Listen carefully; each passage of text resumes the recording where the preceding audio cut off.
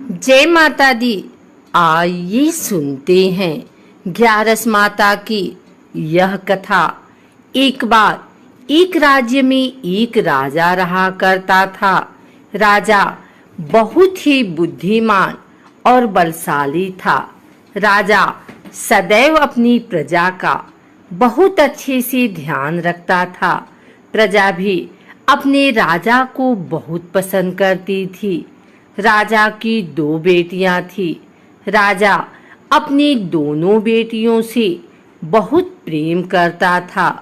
राजा की छोटी बेटी देखने में बहुत सुंदर और आकर्षक थी और राजा की बड़ी बेटी छोटी बेटी के मुकाबले थोड़ा कम सुंदर थी। राजा की छोटी बेटी ग्यारस माता की पूजा किया करती थी और सभी लोग राजा की छोटी बेटी से बहुत प्रेम करते थे और बहुत प्रशंसा किया करते थे। राजा भी अपनी छोटी बेटी को बड़ी बेटी से अधिक प्रेम करता था, जिस कारण राजा की बड़ी बेटी को अपनी छोटी बहन से बहुत नफरत होने लगी। राजा की दोनों बेटियां जब बड़ी हो गई तब एक पड़ोस राज्य में रहने वाला राजकुमार राजा की बड़ी बेटी के लिए रिश्ता लेकर आया। लेकिन जैसे ही उस राजकुमार की नजर राजा की छोटी बेटी पर पड़ी तो वह राजकुमार राजा की छोटी बेटी पर आकर्षण हो गया और उससे पहली नजर में प्रेम कर बैठा। उस राजकुमार ने राजा की बड़ी बेटी के साथ विवाह करने से मना कर दिया और उसने राजा से कहा कि मैं आपकी छोटी बेटी से विवाह करना चाहता हूँ।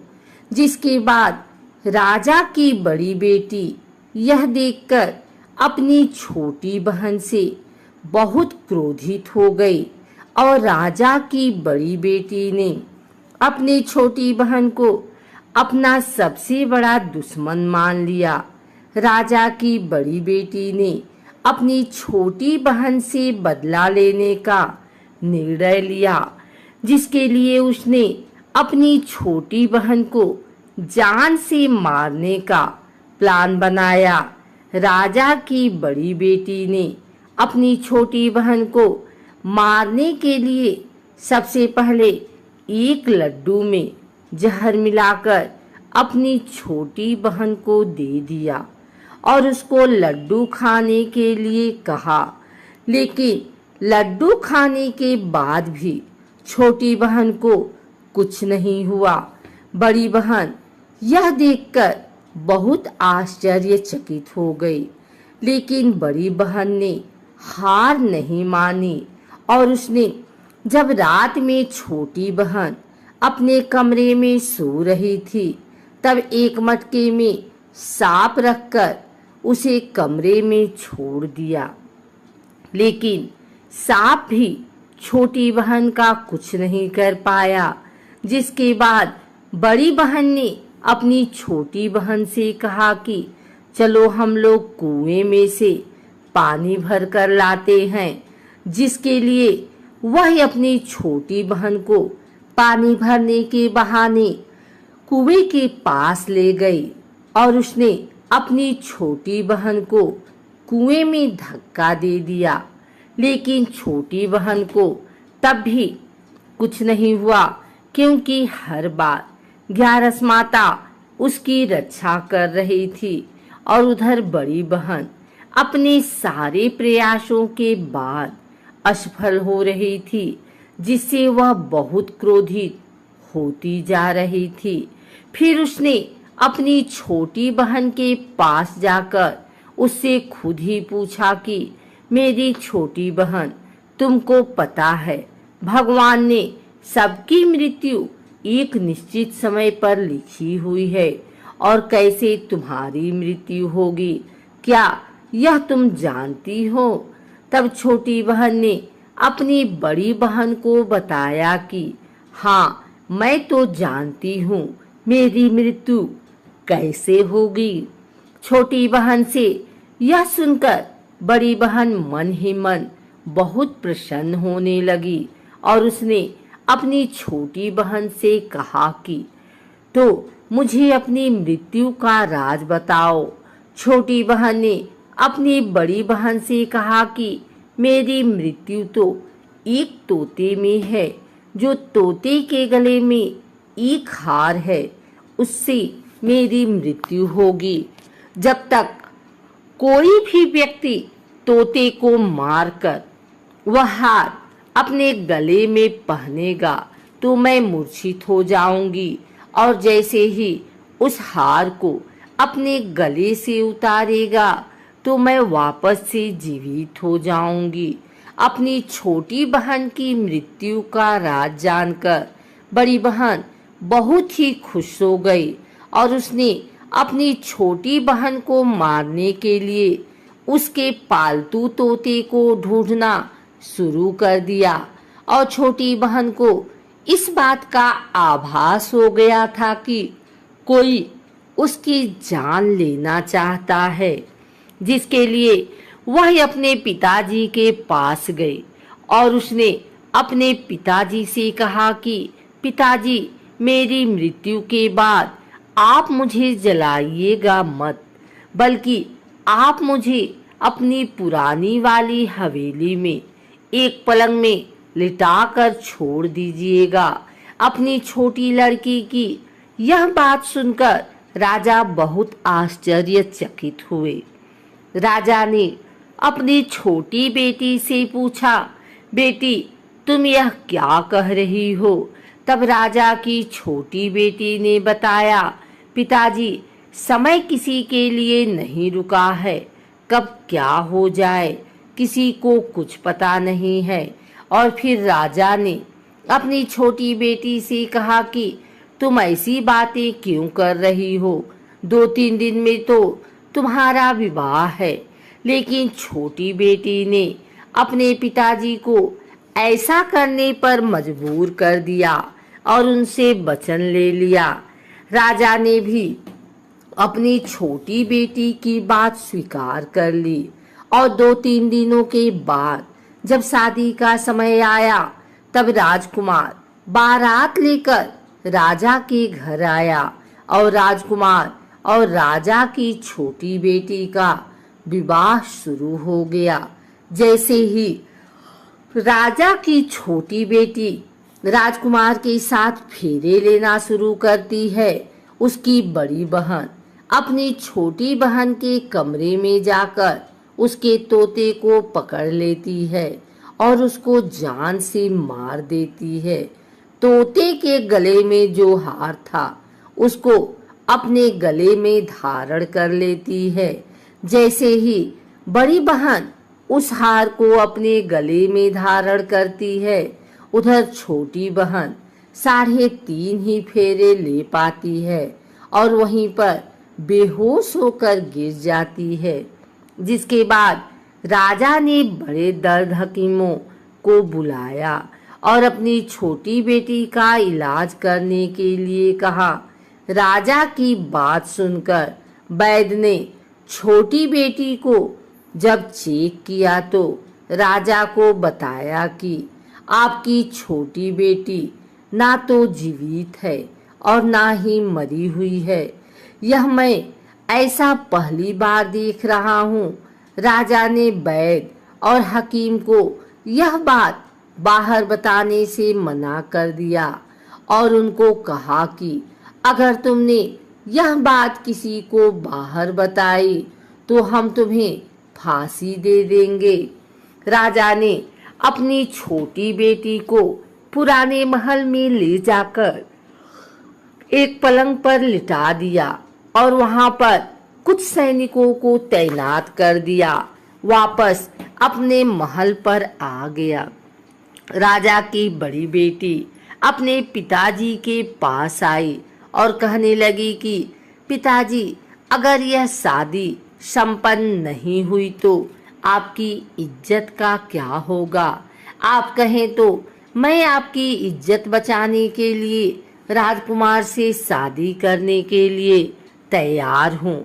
जिसके बाद राजा ने अपनी बड़ी बेटी की बात मान ली और राजा ने बड़ी बेटी को छोटी बेटी के कपड़े पहनाकर मंडप पर भेज दिया। लेकिन राजकुमार यह जान गया कि राजा की छोटी बेटी नहीं है, बल्कि यह राजा की बड़ी बेटी है। लेकिन जब राजकुमार ने शादी करने से मना किया तो सभी लोगों ने राजकुमार को विवश करके राजा की बड़ी बेटी से बचे हुए फेरों को संपन्न करा दिया और विवाह करवा दिया। जिसके बाद राजकुमार राजा की बड़ी बेटी को अपने महल ले गया। राजकुमार राजा की बड़ी बेटी से ना तो बात करता था, न ही उसको पसंद करता था और ना ही उसके आसपास भटकता था। और राजकुमार ने यह फैसला लिया कि वह अपनी प्रेमिका को ढूंढ कर रहेगा और यह जानकर रहेगा कि उसके साथ हुआ क्या है।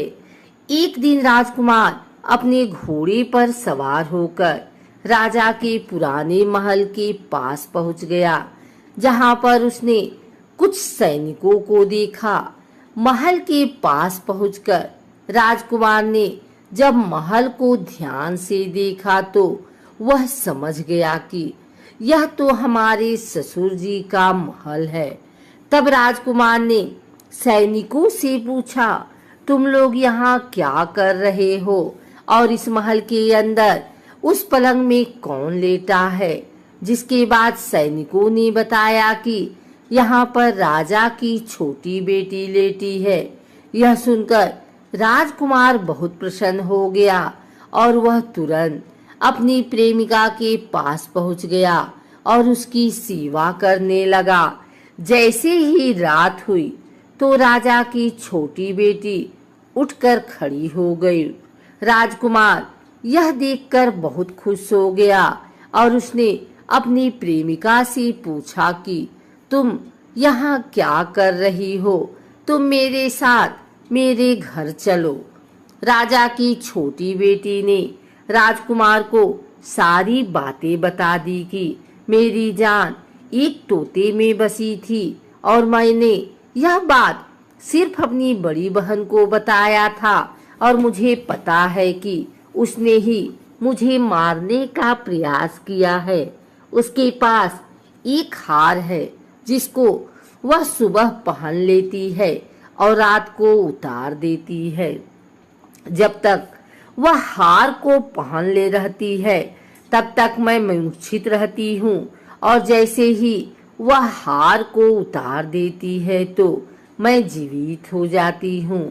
और जब तक मेरी बड़ी बहन के पास वह हार है तब तक मैं ऐसे ही जीवित और मूर्छित होती रहूंगी।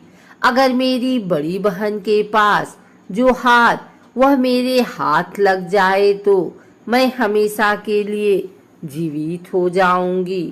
राजकुमार यह बात सुनकर राजा की छोटी बेटी के पास रहने का निर्णय ले लिया और उसने अपने बचे हुए सारे फेरे उस पलंग में लेटी राजकुमारी की छोटी बेटी के साथ ले लिए और अपना विवाह पूर्ण किया। वहीं पर रहने भी लगा। देखते ही देखते कुछ समय में राजा की छोटी बेटी और राजकुमार की पत्नी पेट से हो गई। एक दिन राजकुमार को किसी काम से बाहर जाना पड़ा। तब छोटी बहन के पेट में बहुत तेज से दर्द होने लगा, जिसके बाद उसने ग्यारस माता का आवाहन किया। जिसके बाद वहां पर ग्यारस माता प्रकट हुई और उन्होंने अपने भक्त के दर्द को दूर किया और एक पुत्र की प्राप्त करवाई। और वहीं पर अचानक से राजकुमार भी आ गया।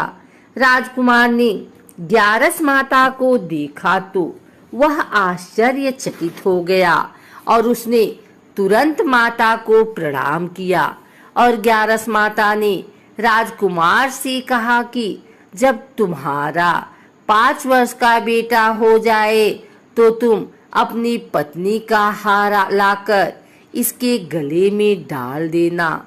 और देखते ही देखते राजकुमार और राजा की छोटी बेटी का पुत्र 5 वर्ष का हो गया। राजकुमार अपने बेटे से कहता है कि बेटा, मैं कुछ काम से बाहर जा रहा हूँ, तुम अपनी माता का ध्यान रखना। और वहां से चला जाता है। राजा को बाहर निकलता देख बड़ी बहन के सैनिक देख लेते हैं और बड़ी बहन को जाकर सारी बातें बता देते हैं। जिसके बाद बड़ी बहन अपनी छोटी बहन के पुत्र को वहां से उठवा लेती है और उसको मरवा देती है। छोटी बेटी के पुत्र के 2 टुकड़े करवा देती है। पहला टुकड़ा चक्की के पास छुपा देती है और दूसरा टुकड़ा अपनी पलंग के नीचे रख लेती है। अब 11 माता भिखारी का रूप लेकर आती हैं। एक भिखारी का रूप रखकर बड़ी बहन के पास चली जाती हैं। जिसके बाद वहां पर भिक्षा मांगने लगती हैं। बड़ी बहन अपने नौकरों से कहती है कि जाकर भिक्षा दे दो। लेकिन जैसे ही नौकर 11 माता को भिक्षा देने के लिए आते हैं तो माता उन्हें मना कर देती हैं और कहती हैं कि मैं तुम्हारी महारानी से ही भिक्षा लूंगी। जिसके बाद बड़ी बहन स्वयं ही भिक्षा देने के लिए माता के पास आती है। तब माता एक बिल्ली का रूप लेकर उसके कमरे में चली जाती हैं और वहां पर छोटी बेटी के पुत्र को कोई 2 टुकड़े को आपस में जोड़ देती हैं और उसे जीवित कर देती हैं। उसे वहां से ले जाती हैं। राजकुमार अपने बेटे को लेकर अपनी पत्नी के पास जाता है और उसे कहता है कि तुम इसका ध्यान रखना। अगर तुम इस बच्चे का अच्छे से ध्यान रखोगी तो मैं तुमसे बात करूंगा। एक दिन राजकुमार अपने बच्चे से कहता है कि तुम मम्मी से उनके गले का हार मांग लो। जिसके बाद राजकुमार का लड़का अपनी माँ के पास जाता है और कहता है कि माँ, मुझे तुम्हारा हार चाहिए जो तुमने गले में पहन रखा है। यह सुनकर पहले तो बड़ी बहन बहुत क्रोधित होती है, पर उसको यह याद आता है कि राजकुमार ने कहा था कि अगर मैं इस बच्चे का ध्यान अच्छे से रखूंगी तो वह मुझसे बात करेंगे। जिसके कारण वह हर बच्चे को देखती है और उसे संभालती है। वह तुरंत हार को ले जाकर अपने पिताजी को दे देता है और तभी राजकुमार अपने बेटे को लेकर वहां से जाने लगता है और अपनी पत्नी से कहता है कि तुम हमारे लिए खाना बनाकर रखना, मैं शाम को आकर तुम्हारे साथ खाना खाऊंगा। और वह अपने बेटे को लेकर वहां से चला जाता है। जिसके बाद वह राजा के पास जाता है और उनको सारी बातें बता देता है। राजा अपनी बड़ी बेटी की यह करतूत सुनकर बहुत क्रोधित होते हैं और अपनी परवरिश पर ही दोष देने लगते हैं और राजकुमार को अपनी छोटी बेटी के साथ रहने के लिए आदेश देते हैं।